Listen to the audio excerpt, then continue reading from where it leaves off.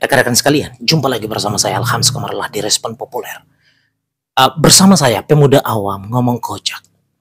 Rekan-rekan sekalian, di awal Ramadan ini, di 1 Ramadan ini, saya berharap semoga kita semua diberikan kesehatan oleh Allah untuk menjalankan ibadah puasa kita dengan baik sampai dengan selesai.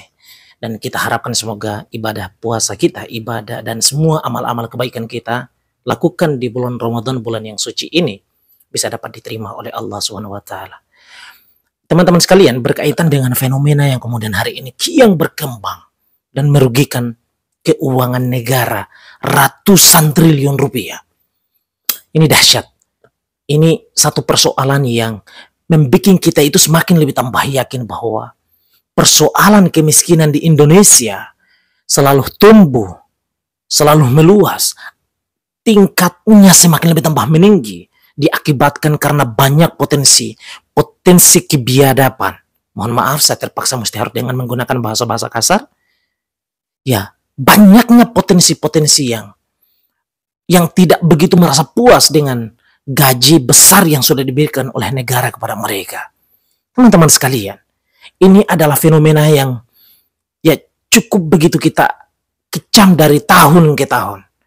Ya, kita tahu secara bersama bahwa perkembangan negara ini menghambat diakibatkan banyaknya potensi korupsi dari pejabat-pejabat kita yang mentalnya tidak beres, yang niatnya begitu menduduki jabatan-jabatan pemerintahan itu tidaklah untuk membangun negara ini, tidaklah untuk mengangkat bangsa ini berada pada peradaban-peradaban yang gemilang, berada pada peradaban-peradaban yang lebih maju, melainkan kekuasaan yang dia pegang, kekuasaan yang diduduki adalah hanya untuk tentang bagaimana mengambil keuntungan-keuntungan untuk memperkaya diri pribadi, menampilkan flexing, membiking dan mengangkat harkat martabat keluarganya saja, sementara dia tidak berpikir tentang banyaknya jutaan bangsa ini yang kemudian belum mendapatkan kelayakan hidup yang layak. Ini sesuatu yang amat sangat kita risaukan, saudara sekalian. Ya, saya kira ya ini persoalan ini cukup membuat saya agak emosional, dan saya kira bukan hanya saya sendiri, kita semua, dan bahkan kita menyaksikan betapa banyaknya pihak-pihak yang secara emosional menyampaikan hal ini. Teman-teman sekalian, ratusan triliun keuangan negara dikorupsi dari dalam Pertamina. Anda bayangkan siapa yang tidak kemudian menggunakan bahan bakar minyak hari ini? Ya, Pertamax, pengguna Pertamax yang dari tahun ke tahun ternyata dibohongi oleh potensi-potensi yang merisaukan, oleh potensi-potensi yang ingin mengambil keuntungan dari kecurangan-kecurangan yang mereka lakukan. Ternyata Pertamax setelah panjang beberapa tahun ini adalah hasil dari oplosan Pertalite. Ini dahsyat, dan saya kira ini adalah kejahatan yang extraordinary crime. Saya sependapat dengan Bang Adi Prayitno yang mengatakan dan mendesak Presiden Prabowo Subianto dengan spiritnya untuk memberantas korupsi di bangsa ini. Ya, saya sependapat bahwa Pak Presiden Prabowo Subianto yang memiliki keinginan untuk akan mengejar koruptor itu sampai pada liang lahat. Nah, ini yang saya kira satu persoalan, satu spirit yang mesti harus kita dukung secara bersama. Prabowo Subianto sejak jadi Presiden Republik Indonesia, sejak awal selalu mengatakan akan memerangi korupsi di semua lini. Dan bahkan para koruptor ini akan dikejar hingga liang lahat ataupun hingga ke antariksa. Ini tentu menjadi momen untuk melakukan bersih-bersih. Bahwa oknum-oknum pejabat-pejabat negara yang jahat, yang selama ini tidak tersentuh, yang selama ini memang seakan-akan memang tidak pernah bisa diungkap kasusnya. Ini adalah momen bagaimana korupsi-korupsi, tikus-tikus negara itu secara perlahan harus mulai dituntaskan di negara kita. Ya, saya sependapat dengan Bang Adi Prayitno. You come on, Pak Presiden, jika Anda begitu betul-betul memiliki keinginan untuk mengangkat dan merubah tatanan hidup bangsa ini, maka kejarlah koruptor itu, kejarlah dia sampai liang lahat sekalipun. Ya, bangsa ini terlalu besar. Dan rakyat Indonesia ini terlalu baik di dalam memberikan sumbangsi besarnya terhadap negara, membayar pajak setiap saat. Ya, membeli bahan bakar minyak tanpa melihat apakah ini adalah hasil oplosan ataukah tidak. Betapa baik bangsa ini, betapa besar niat baik anak bangsa ini untuk mengangkat, membantu negara ini untuk selalu berada pada peradaban-peradaban yang lebih maju lagi ke depannya. Berada pada peradaban-peradaban yang maju setara dengan negara-negara besar yang kemudian hari ini memiliki peradaban-peradaban yang gemilang. Nah, korupsi ini adalah persoalan yang amat sangat merisaukan bangsa ini. Dan kita tahu secara bersama bahwa pokok persoalan daripada perkara ekonomi, perkara kesejahteraan, kesenjangan, dan lain seterusnya adalah korupsi. Ini sesuatu yang amat sangat kita sayangkan. Betapa kemudian banyaknya potensi kejahatan dimiliki oleh pejabat-pejabat negeri ini. Oke, itu adalah oknum. Di lain sisi saya juga kemudian meyakini kok bahwa masih ada sebahagian, segelintir di antara pejabat-pejabat kita kemudian memiliki niatan baik untuk memajukan bangsa ini. Oleh karenanya, sistem ini harus dibereskan. Selayaknya Pertamina harus betul-betul diusut sampai dengan tuntas. Dan saya kira jelas, sebagaimana kemudian Ahok mengatakan hal ini, sebagaimana pula kemudian banyaknya pakar berkata tentang persoalan di dalam tubuh Pertamina. Korupsi di dalam Pertamina tidak cukup dengan 9 orang saja.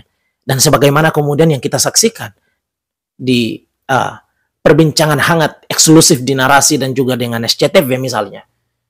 Ahok menyampaikan secara terbuka di sana, belak-belakan di sana, betapa kemudian kita lihat bahwa korupsi ini tidak sebatas pada 9 orang yang hari ini ditersangkakan oleh Kejagung. Tetapi masih banyak lagi.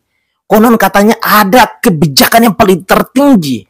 Ada oknum yang punya kewenangan paling besar di sini, yang kemudian mampu menyetel ini barang sampai berakibat pada fatalnya kerugian negara ratusan triliun ini. Kejaksaan ya, ada rapat tersendiri nih untuk melakukan pengkondisian ini. Nah, ini pengkondisian ini kan luar biasa ya Pak ya. Maksud saya, ini kan ngomongin pengkondisian yang besar, yang beyond menurut saya urusan subholding gitu. Sebetulnya nggak beyond. Ini bukan beyond. Ini ada tangan yang berkuasa ikut main kalau menurut saya gitu loh. Di Republik ini. Itu yang saya maksud, beyond kalau urusan saya subholding mau perusahaan. Apa yang susah? Saya kasih contoh gini ya. Ini bisa jadi lebar kemana-mana kasusnya kok dibongkar. Saya senang banget ini. Ya. Saya kasih contoh begini. Ya. Saya agak emosi nih soal ini. Saya di sini bukan mau mendefend Pertamina atau siapapun. Saya ingin masyarakat tuh mengerti bahwa akar masalah Republik Indonesia adalah korupsi dan kemunafikan. Jadi orang semua saling sandra menyandra. Ada dikasih jabatan, wewenang. Ini dahsyat sekali saya kira. Betapa banyak kemudian jika kita lihat masyarakat kita di pedalaman Indonesia bagian timur, ya bahkan Indonesia sampai bagian barat gitu. Banyak loh mereka di antaranya belum mendapatkan kelayakan hidup, belum mendapatkan kelayakan tempat hidup yang layak. Tetapi pejabat-pejabat kita belum pernah menyentuh pikirannya sampai di sana. Pikirannya belum pernah menyentuh sampai sana. Adapun mereka menjangkau hal itu.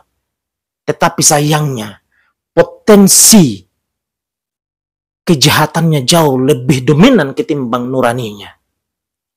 Satu persoalan yang amat sangat kita sayangkan. Betapa ketika kita flashback tentang bagaimana spirit kita untuk merdeka adalah untuk menyelesaikan persoalan-persoalan sebagaimana kemudian korupsi, sebagaimana kemudian mempekerjakan anak bangsa tanpa memberi kelayakan hidup yang layak. Gitu. Dan sayangnya, spirit-spirit ini tidak begitu dijiwai oleh pejabat-pejabat kita. Diakibatkan mereka itu terlalu punya potensi yang besar untuk menguras selalu saja kekayaan alam yang terkandung di dalam perut bumi Indonesia ini.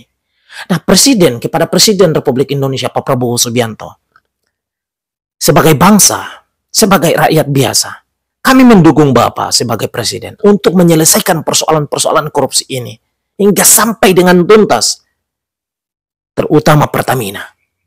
Karena kami yakin sungguh, jika dalam beberapa tahun saja ratusan triliun kemudian berakibat fatal seperti ini, kerugian yang dirasakan dan dialami oleh negara ini, betapa kemudian tahun-tahun belakangan Dan saya yakin sungguh bahwa dengan angka yang fantastis ini, tidak hanya 1-2 orang saja yang terlibat. Tetapi jelas, sebagaimana kemudian disampaikan pula oleh Ahok, bahwa masih banyak pihak-pihak di sana. Dan ada tangan yang memiliki kewenangan besar untuk mengendalikan ini barang. Jadi memang betul, siapapun yang diduga di dalam keterlibatan korupsi yang dahsyat ini, mesti harus diperiksa secara adil, agar untuk mendapatkan keadilan, agar untuk mendapatkan proses penerapan hukum yang setimpal, sebagaimana kemudian dia melakukan kejahatannya. Dan saya kira, kita mesti harus menjunjung tinggi hukum di Republik ini, agarlah negara ini, kita dalam konteks bernegara, selalu mengalami keteraturan. Setiap orang di atasnya berjalan sebagaimana kemudian hukum yang berlaku.